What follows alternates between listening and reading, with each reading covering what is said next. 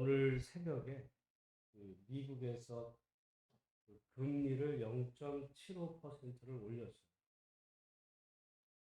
이 0.75% 별거 아닌 것 같지만은 보통 이제까지 금리를 전 세계가 굉장히 낮은 상태에서 우리가 지냈는데 지금 미국의 이 인플레 물가가 어마어마 우리보다 훨씬 우리가 약 5점 몇 프로인데 미국은 8%가 높거든요. 그러니까 어젠가 그제 제가 저기 우리가 이제 기름값이 이제 예전에 뭐 900원, 1,000원대에서 지금 2,000원대가 이제 2배 이상 뛰었다면 미국은 4~5배가 뛰었어요.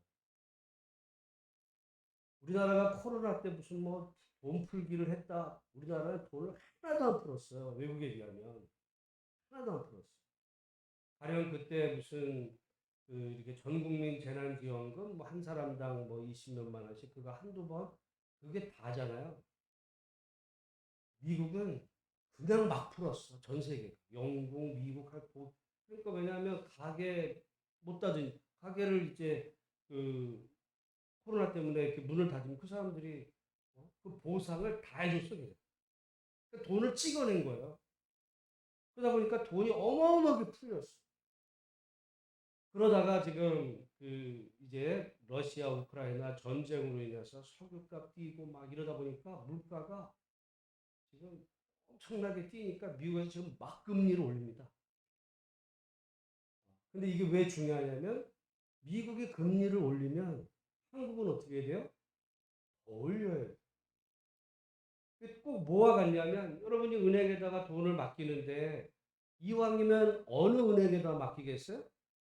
일단은 안전한 은행, 저축은행 이런 거보다 좀 안전한, 뭐 이렇게 국민은행이라든지 큰 은행에다 우선 돈을 둬요. 조금 금리가 낮아도. 그렇지만은 큰 은행, 그 다음에 보는 거는 그 금리를 좀 이자를 높게 주는 거. 당연하죠. 근데 여러분, 미국하고 한국을 보면 은행으로 따지면 한국이 커요, 미국이 커요? 미국이 엄청나게 크죠.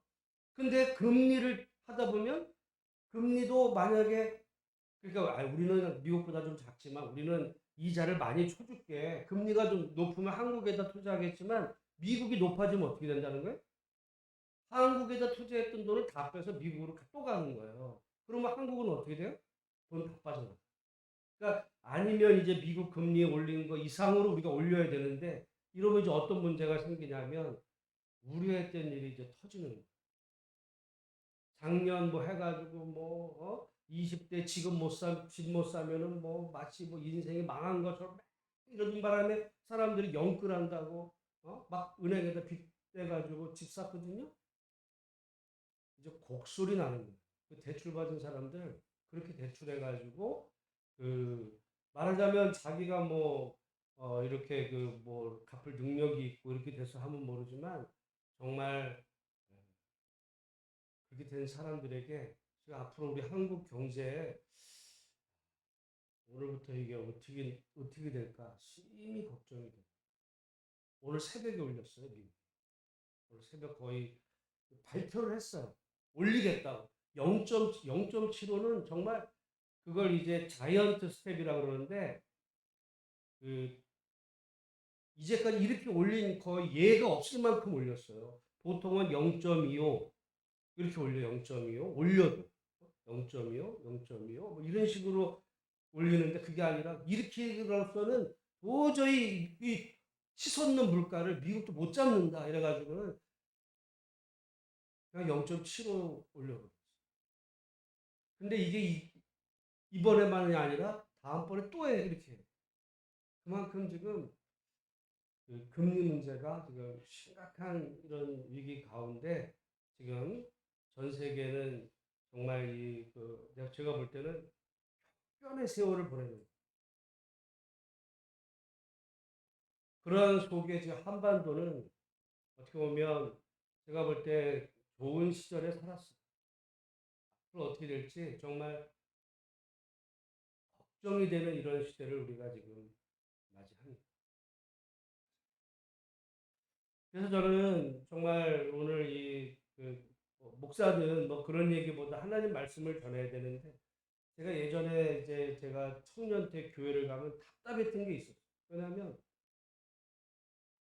나는 그 당시 물론 대학생이긴 하지만 세상을 내 나름대로 경험했던 어떤 그 세상의 어떤 그런 모습들에 대해서 교회를 가면 말씀을 통해 어떤 그런 세상에 대해서 하나님이 세상은 정말 이러저러하지만 우리가 하나님의 말씀으로 이렇게 살아야 된다. 어떤 세상을 말씀으로 풀어주기를 바랬는데 듣는 이야기는 그냥 세상은 다 의미가 없는 거야. 저 나쁜 놈들이고 다. 그렇게 천국 얘기만 할 때 도대체 뭔 얘기를 하는 거야. 이런 마음을 가지면서 교회를 멀리했던 적이 있어. 근데 이제 목사가 되다 보니까 그런 생각을 늘 가져. 그래서 우리 성도들이 뭐 갖고 있는 어떤 그 질문이 워낙 뭐 다양할 수 있고 궁금한 거 또는 관심사가 다르기 때문에 그걸 다 이렇게 맞추기는 어렵지만은 그러나 정말 저는 늘 그런 생각을 합니다. 설교란 그냥 성경 말씀만 뭐 이렇게 전하는 거라기보다는 우리들의 어떤 그 삶의 이런 문제들의 이런 부분들을 하나님의 말씀으로 풀어서 우리가 어떻게 이런 세상을 살아야 돼. 여러분 우리가 그냥 세상은 몰라. 너는 세상 몰라도 돼. 목사는 세상 몰라도 될지 몰라요. 근데 여러분 그렇지도 않아. 목사도 금리 뛰면요. 지금 아마 한국 교회들 지금 심각한 문제 올 거예요. 빚만이 진 교회들은 심각한 문제로 올 겁니다. 그러니까 현실을 몰라도 되는 게 아니에요. 또 그런 문제가 생기면 성도들이 당장 곡소리 나는데 지금 물가는 치솟고 국제 정세 게다가 오늘 보니까 제가 언제부턴가 이거 그런 데도 관심을 가졌는데요. 지금 이 원화 기준 달러가 거의 막 지금 막 올라갔어요. 막 올라가면 어떤 일이 벌어져요? 우리나라에서 투자했던 그 사람들 돈을 다 빼가고 있어요. 어제까지 무지무지하게 빼갔어요, 지금. 오늘 어떻게 될지 저도 지켜봐야 되겠는데, 여러분, 그, 나라 망가지는 거, 뭐, 순간일 수 있어요. 순간일 수. 우리나라가 그 외환 보유고가 그래도 괜찮았거든요. 근데 갑자기 지금 이 세계 전쟁이 날 줄 누가 알았어? 그리고 언론에서 맨날 러시아가 진다고. 러시아요? 지금 푸틴 배 튕기고 있어. 러시아는 지금 좋아요. 전쟁 빨리 안 끝낼 거야, 러시아가. 왜? 석유값 뛰고 있는데 우리로 말하면 지금 장사 잘 되고 있어요. 군인들만 좀 고생하지. 조금 있다가 이제 어차피 전쟁은 러시아가 이겼어요. 제가 볼 때 이제 슬슬 그 이제 외국에서 지금 외국에서 그 우크라이나 그 젤렌스키에게 자꾸 무기를 대주니까 그 대중 무기로 그냥 젤렌스키가 마지막까지 싸우는 건데 러시아가요 맘 먹고 그냥 아예 우크라이나를 그냥 다 죽이겠다 이런 마음으로 했으면 끝났어. 근데 러시아가 지금 그러지도 않아. 그러지도 않아. 그냥 건들지 않고 그냥 슬슬 이러고 있는 거예요. 제가 볼 때 정말 이제 곡소리 나는 거는 러시아가 아니라 우리나라 같은 나라. 그 물가가 치솟는 미국. 지금 안달이 났어요. 그래서 사실은 미국이 그동안 사우디랑 옛날에 보면 너무너무 좋았던 관계야. 사우디아라비가 굉장히 이슬람권에서 독재 국가거든요. 문제가 많은 국가인데 미국하고 친했어요. 문제가 많지만 미국이 사우디랑 친했던 거는 이 사우디가 이 석유가 좋거든요. 석유 때문에 이 미국하고 뭐 아쉬운 게 있으니까 미국하고 석유로 친했는데 이제 사실은 예전에 미국에서 이 석유하고 이 셰일가스라는 게 이제 터지면서 사우디가 별 필요가 없어져 가지고 약간 사우디를 좀 우습게 여겼는데 지금 이 기름값이 치솟고 막 이러다 보니까 이번에 바이든이 사우디 간다는 거 아니에요. 그러니까 세계 경제는 뭐 영원한 적도 없고 영원한 동지도 없어요. 이런 속에서 정말 이 격변하는 속에서 하나님을 정말 우리가 믿으면서 이렇게 살아가는 것이 얼마나 힘든지. 그럼에도 불구하고 오늘 이 새벽에 이 본문의 말씀을 전하면, 어제 우리가 베드로서 말씀을 통해서 흩어진 나그네들에게 복음을 이제 이 편지를 보내면서 여러분에게 한번 질문하겠습니다. 여러분, 하나님이 우리를 심판하실 때 우리를 심판하시는 기준이 뭘까요? 하나님이 우리를 나는 심판 안 받아. 여러분, 다 심판 받아요. 하나님의 심판대 앞에 다 우리가 설 거야. 근데 하나님이 우리를 심판하시는 기준이 뭘까요? 어떤 분들은 그걸 믿음이라고 해요. 그래서 우리가 하나님 앞에 섰을 때 우리의 믿음을 보시고, 너는 믿음이 있구나. 그러니까 너는 통과. 근데 여러분 생각을 해보세요. 도대체 하나님의 그 심판대 앞에서 통과될 만한 그 믿음은 어떤 믿음이어야 돼? 요즘도 여러분 입시 비리 얘기들이 이렇게 많은 중에 어떤 비리 문제들이 많은데, 정말 어떤 학교를 들어가든지 또는 어디에 이렇게 이렇게 통과한다 그럴 때 도대체 하나님의 기준이 뭘까? 하나님 뭐를 보시고 심판하실까? 그래서 통과 또는 안 돼. 그럼 뭐라고 생각하세요? 믿음이야, 행위야? 내가 행위라 그러면 목사님 왜 믿음이지 행위 이럴 거예요. 여기 지금 근데 17절 같이 한번 읽어보겠습니다. 시작. 외모로 보시지 않고 각 사람의 행위대로 심판하시는 이를 너희가 아버지라 부른즉 너희가 나그네로 있을 때를 두려움으로 지내라. 외모로 보지 않고.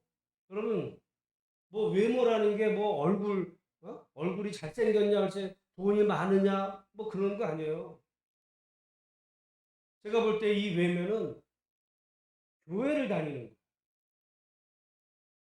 그러니까 교회를 다녀. 모습은 그러니까 신앙인 같아. 성경책도 끼고 예배도 다니고 헌금도 해. 근데 믿음이 있는 것 같아요. 그러니까 통과. 그렇게 하지 않고 외모로 보시지 않고 각 사람의 행위대로 심판하시고. 제 말이 아니에요. 행위. 그래서 우리가 어제 이제 우리가 수요 로마서 말씀을 이제 드리면서 제가 그 얘기를 했어요. 항상 균형이 중요하다. 균형이. 그래서 이사야서나 야고보서, 신약의 야고보서 같은 데에는 정의로운 삶, 행위거든요. 성경은 행위를 강조해요. 마치 한국 교회는 행위를 얘기하면 무슨 굉장히 문제가 있는 것 같이 이렇게 얘기를 하는데, 그 성경이에요, 그게. 행위. 여기 지금 베드로도 행위로 심판하신다잖아. 행위. 행함이 없는 믿음은 그러니까 죽은 믿음이 똑같은 얘기야 다. 근데 그러다 보면 어떤 문제가 생기냐면, 정말 그 사람 안에 있는 그 믿음, 어떻게 보면 여러분 그 안에 있는 정말 하나님에 대한 신뢰, 그거는 이제 소홀히 될 수 있을 때, 이제 로마서나 이런 말씀들은, 갈라디아서 말씀은 그 믿음. 근데 여러분 이 믿음이라는 게 저는 크게 이제 세 가지라고 전에 자주 말씀을 드렸어요. 믿음은 지식적인 면이 있어. 어떤 사람이 여러분 믿는다 그럴 때 뭘 믿는 건지 믿는 내용이 있을 거 아니에요. 지식적인 면이 있어. 그냥 믿어. 그건 믿는 게 아니야, 그거는. 믿는다 그럴 때, 아, 난 예수를 믿어. 그러면 예수님이 어떤 분이신지를 내가 믿어. 그럴 때 그 믿음의 내용이 있어요. 그죠? 그 지식적인 면이 있어. 근데 우리가 하나님에 대해서 하나도 몰라. 근데 믿어. 근데 그러면 그 하나님이 하나님인지 뭔지 여러분 뭐 그냥 뭐 구별이 안 되니까 우리가 하나님에 대한 믿음 안에는 지적인 면이 있고, 그리고 두 번째는요, 신뢰.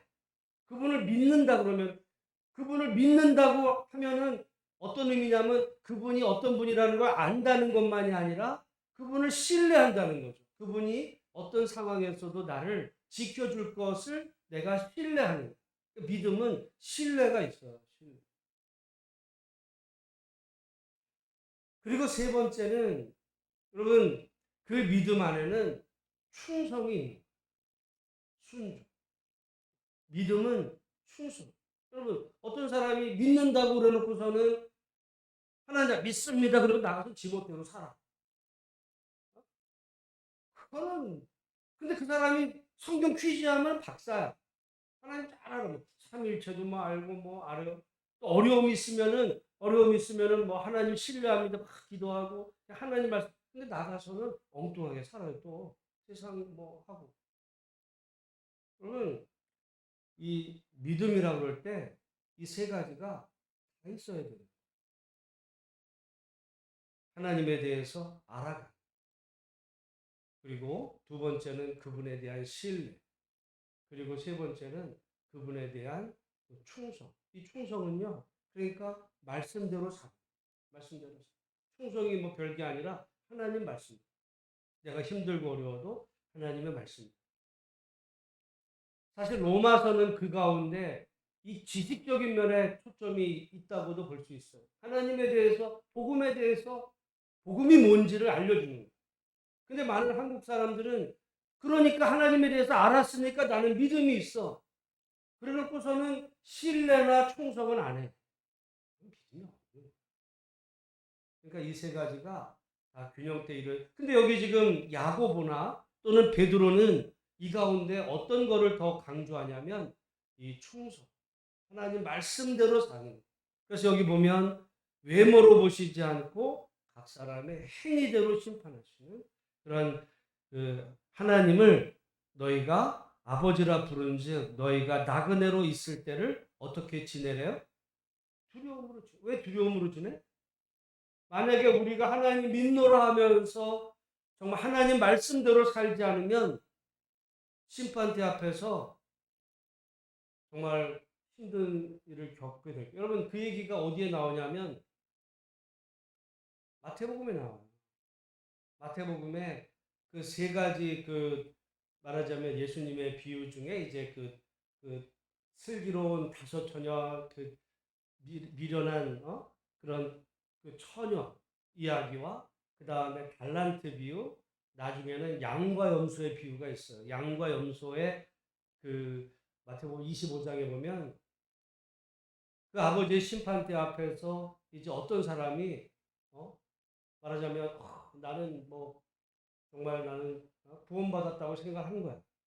그랬더니 하나님이 너는 염소야. 양인 줄 알고 넌 염소야. 그랬더니 내가 왜 염소예요? 나 양인데. 나 하나님 믿었는데. 그랬더니 너는 내가 줄이고 정말 이렇게 힘들 때 넌 나를 돌아보지 않았어. 내가 언제 예수님을 주님을 내가 안 돌아봤어요. 네 주변에 힘들었던 그 사람이 그게 나였어. 여러분, 그게 예수님이 말씀하신 그 밭에 복음에 나온 내용이에요. 그 얘기는 뭐냐면 하나님의 심판대 앞에서 하나님이 뭘 보고 심판하신다는 거예요? 행위로. 근데 우리 기독교인들은 뭐라고 자꾸 얘기하냐면 하나님의 심판대 앞에서 우리 믿음이 중요한데 우리가 예수를 믿을 때 예수의 그 보혈이 우리의 그 죄를 다 덮었기 때문에 하나님이 우리를 바라보실 때 우리의 죄를 바라보시는 것이 아니라 우리의 그 죄를 덮으신 예수님의 그 보혈, 그 보혈을 보고 너는 통과. 아니 누가 하나님 앞에서 자기 행위로 구원받을 사람이 어디 있습니까? 아무도 없어요. 그냥 예수님의 보혈을 믿으면 구원받습니다. 그거 너무 얘기하면 그거 이단이에요. 성경 말씀에 하나님이 행위로 심판하신대잖아. 왜 이 얘기는 안 해? 그러다 보니까 여러분 그게 좋은 의미로 보면 우리는 다 행함으로 정말 이렇게 할 만큼 자신 있는 사람이 없으니까 두려움에 있으니까 그러다 보니까 구원의 어떤 스스로 의심이 되고 이런 면은 있죠. 근데 그거를 그 사람의 어떤 구원의 확신을 그거를 확신을 가지라고 막 얘기하다 보니까 성경보다 자기가 더 얘기하는 거야. 성경의 자기가 해석자예요. 그래서 제가 어제도 얘기하지만 양쪽 이 균형이 중요하지 한쪽 어느 쪽이든 한쪽으로 극단으로 가면 항상 위험합니다. 양쪽. 그래서 우리가 성경의 뭐 구약과 신약도 그렇지만 믿음과 행함. 여러분 성경의 행함을 결코 부정하지 않아요. 그러면 왜 우리가 종교개혁 때 그렇게 종교개혁 기념일에 믿음을 강조했냐? 사실은 마르틴 루터가 종교개혁을 일으킬 때 중세교회는 행함을 어마어마하게 얘기했던 거야. 행함. 행함으로 구원받는. 그 믿음에 대해서는 얘기하고 행함으로 얘기하다 보니까 아니야. 하나님은 믿음으로 구원받는다고 얘기했어. 맞아요? 틀려요? 그것도 맞아. 그럼 이거는 틀렸냐? 중세는 틀렸냐? 안 틀렸어. 그거는 근데 그쪽도 너무 나간 거예요, 사실은. 근데 오늘 기독교 우리는 또 이 행함은 필요 없이 믿음만 너무 얘기하다 보니까 어떤 일이 벌어지냐면 하나님의 말씀대로 안 살아도 돼. 이런 생각까지 갖고 기독교인일수록 이기적이야. 기독교인일수록 어떻게 보면 세상에서 정말 문제 일으키는 사람들 보면 기독교인들이 많아. 그런 그 잘못을 났어요. 성경을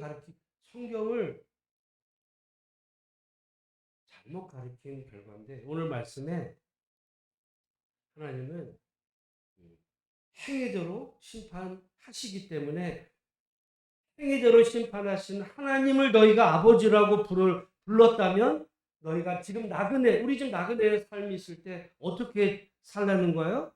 두려움으로 살아요. 두려움. 그 얘기는 너 구원받았으니까 나는 뭐 죽어도 천국. 제가 늘 얘기하잖아요. 그런 사람은 천국에 못 들어갈 거를 좀 염려도 해야 돼. 나는 교회 다닌 지 오래되고 나는 직분이 뭐고 난 몇 대째 집안이고 나는 내가 하나님 앞에 봉사도 섬김도 다 했고 전도도 얼마큼 했고 헌금도 했는데 아니에요. 너는 염소일 수 있어. 근데 반대로 어떤 사람이 정말 말씀대로 살려고 하는데 정말 내가 정말 구원받은 하나님의 자녀일까? 근데 또 너무 그런 사람 확신이 필요해. 그런 사람을 하나님께서는 정말 가난하고 또 이렇게 아련히 여기시는 하나님의 그런 은총으로 우리의 어떤 정말 죄와 허물에도 불구하고 우리를 사랑하시는 그런 하나님의 사랑이 우리를 구원으로 인도해. 이게 여러분 균형을 맞춰야지 상황에 따라서 얘기해야지 그걸 일방적으로 한편으로 얘기해버리면 심각한 문제를 낳습니다. 근데 여러분 사람은 항상 극단으로 말하는 사람이 선명하고요. 그게 진짜 같아. 근데 그 성경 그렇지 않아. 그렇지. 로마서도 있지만 야고보서도 있고 갈라디아서도 있지만 지금 베드로서도 있어. 베드로에서는 하나님이 행위로 심판하시고 그러니까 너희가 지금 살아있을 때 어떻게 살라는 거예요? 구원의 확신을 가지고 살라? 그렇게 얘기하죠. 두려워해. 너 두려워해. 그럼 두려워해. 나는 정말 내가 구원 못 받을까? 그렇게 하는 게 두려움으로 지내는 거는 어떻게 지내는 거냐면 하나님의 말씀대로 삽니다. 내가 하나님 말씀대로 몸부림치는 그렇게 살아야지. 그게 두려움으로 그냥 아무것도 안 하면서 나는 뭐 죽으면 나는 혹시 지옥 갈까? 이게 그런 염려 할 것도 없어요. 그런 생각을 할 바에는 하나님 말씀대로 하루하루 내가 하나님 말씀대로 살지 못한 거 있으면 하나님 앞에 회개하고 그렇게 자기가 천국을 소망한다면 하나님 말씀대로 살지 못한 걸 회개하고 정말 내가 천국 꼭 그렇게 가고 싶다면 무슨 희생을 치러서라도 하나님의 말씀대로 살아야 되는데 우리는 뭐라 천국은 가고 싶은데 말씀대로 살고 싶진 않아. 그거 누가 그렇게 말씀대로 다 사는 사람이 어디 있어? 이러놓고서는 천국은 가고 싶대. 둘 중에 하나만 택해. 정말 하나님의 영원한 나라에 가고 싶으면 힘들어도 말씀대로 살아. 여러분 그런 거죠. 아이들이요. 나는 서울대 가고 싶어. 그럼 어떻게 해야 돼? 공부를 해. 근데 어떤 애 나는 서울대 가고 싶어. 근데 놀고 다 놀래. 하나만 해. 놀든지 좀 가기 위해서 열심히 공부를 하든지. 근데 우리는 다 할 수 있다는 거야. 천국은 보장받고 여기서 마음대로. 그렇군요. 그래서 제가 늘 제가 목사로서 정말 이렇게 긴장되게 받는 말씀이 교사가 아무나 되려 하지 마. 잘못 가르치면 심판이 커요. 꼭 이단만 얘기하는 게 그러니까 성경에 이걸 다 얘기해. 그래서 오늘 보면 그래서 여러분 뭐 22절 말씀도 똑같아요. 우리 한번 좀 시간이 됐지만 22절 잠깐 한번 읽어보겠습니다. 시작. 너희가 진리를 순종함으로 너희 영혼을 깨끗하게 하여. 여기까지 보겠어요? 우리 영혼이 어떻게 깨끗해진대요? 믿음으로 우리 영혼이 깨끗해져요? 아니야. 어떻게 해서? 진리를 순종함으로. 행함이에요. 그러니까 이게 성경에 이런 얘기가 있어. 우리가 이거를 무시해서 그렇지. 이건 몰라. 특히 행함으로 의로워져. 우리가 믿음으로 의로워야 돼. 그것도 있어. 그것도 맞아. 근데 이것도 맞아. 그러니까 성경은 우리의 얄팍한 교리보다 어마어마하게 넓어서 그래서 솔라스크 오직 성경이지만 제가 늘 또 따라는 건 모든 성경에는 우리가 행함 그러니까 믿음의 사람은 바르게 행해. 오늘 뭐 어제 말씀했던 로마서는 믿음을 강조했다면 베드로서나 야고보서는 행함을 강조하지만 꼭 그런 것도 아니에요. 여러분 로마서 나중에 보지만 로마서도 그 전반부와 후반부가 있을 때 전반부는 믿음에 대한 지적인 내용을 이야기하지만 로마서 12장부터 보면 행함을 얘기해요. 로마서 12장부터는 그러니까 너희가 말씀대로 살아 이렇게 얘기하거든요. 바울도 행함을 얘기하지 않은 게 아니야. 행함을 얘기해요. 그러나 우리 어떤 그 믿음적인 요소를 먼저 얘기하고 그리고 그렇게 믿음대로 살라 이 얘기. 오늘 그런 의미에서 저는 저를 포함해서 우리 한국 교회가 그 믿음의 내용을 모르는 게 아니에요. 뭐 많이 모르는 부분도 있지만 더 모르는 거는 믿음대로 사는 거, 하나님 말씀대로 사는 그러면 하나님이 우리의 행위대로 심판하시고 진리를 순종하는 것이 우리 영혼을 깨끗하게 하는. 여러분, 그러니까 오늘 우리가 하루를 정말 말씀대로 순종하며 살아갈 때 우리의 영혼이, 그 영혼이라는 말을 우리가 어제도 말씀드렸지만 몸과 구분된 무슨 뭐 어디 그런 죽은 다음에 떠돌아다니는 그런 영혼을 얘기하는 게 아니고요. 그 사람의 인격 자체가 깨끗해지는 거야. 여러분, 그렇겠지. 그 사람이 정말 하나님의 말씀대로 살아갈 때, 야, 저 사람이 정말 정말 저 사람은 참 정말 도덕적이고 깨끗하고 신앙적이야. 그렇게 판단할 때는 그 사람이 막 기도 열심히 하고 성경 보고 막 이랬는데 나가서 엉뚱한 짓 하는 사람 보고 그렇게 얘기 안 해요. 그거는 기본으로 하고 그 사람이 남을 불쌍히 여길 줄도 하고 또한 바르게 말씀대로 진리의 말씀대로 살아가는 모습. 야, 저 사람은 정말 법 없이도 살 사람이야. 저런 사람이야말로 정말 하나님의 사랑 이런 거는 그 사람이 진리를 순종하는 그 사람의 행위를 보고 여러분 솔직히 말해서 그 하나님이 외모를 보시지 않고 이제 마음의 중심을 보는데요. 여러분 어떤 사람이 믿음이 있는지 없는지는 마음속을 들여다보는 게 아니라 그냥 지내는 거 보면 알아. 저도 이제 목사 생활 거의 이제 뭐 3, 40년 이렇게 지금 해가고 이제 있는 데 보면 척 보면 알죠. 뭐 100%는 아니지만 척 보면 아는 게 그 하나님은 더 모르시겠어요. 우리가 말하고 행동하고 하는 이 모든 면들이 우리의 그 믿음의 표현이다. 오늘 새벽 시간에 여러분 기도하시면서